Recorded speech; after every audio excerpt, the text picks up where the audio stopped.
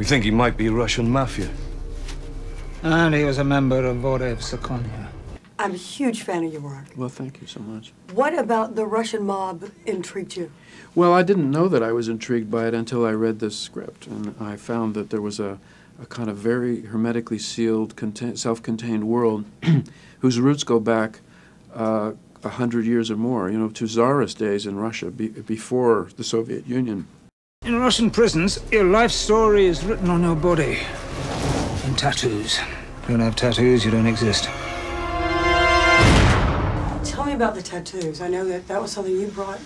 Well, it was something that I started investigating, and I realized there was a lot more to the old school, traditional prison, you know, tattoos from Russia, but they meant a lot.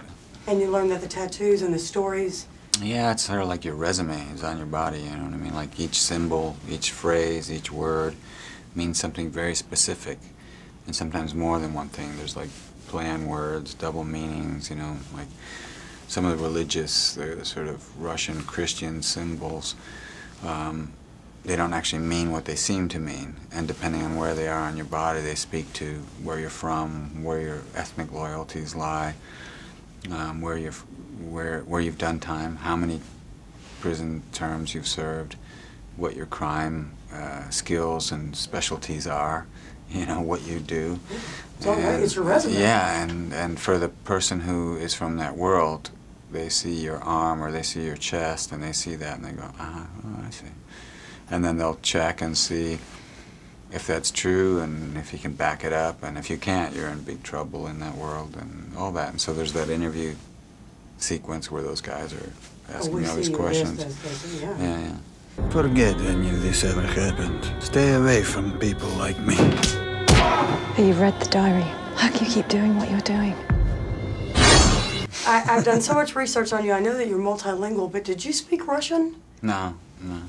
I had to learn it. I mean, because if you speak more than one language, especially like a Latin language like Spanish, there are certain sounds that you can have access to a little more, the sort of J sounds and R sounds that you have in Russian. But it was so natural. I mean, I never doubted for a second that... Oh, good.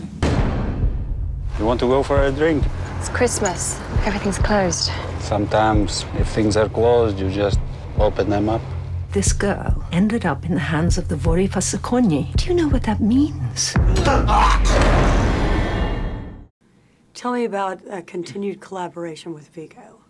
Well, you know, it's a love affair, I have to say. You know, it's a marriage that continues.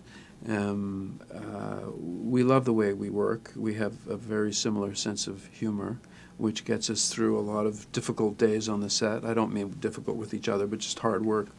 And we have a great respect for each other's working methods. And when you have that collaboration, the next time you come together, you start at a much higher level than you were before, because you've worked out all those little things. You understand each other, and you don't have to talk about that anymore. You can just jump that much higher. I decide what's right and what's wrong.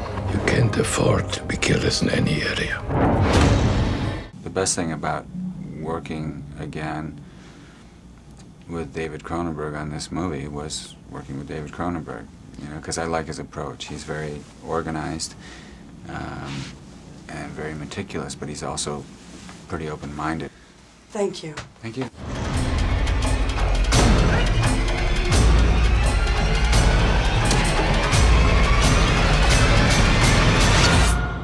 The Vorev were like a contagious disease. There's no cure once they've touched you.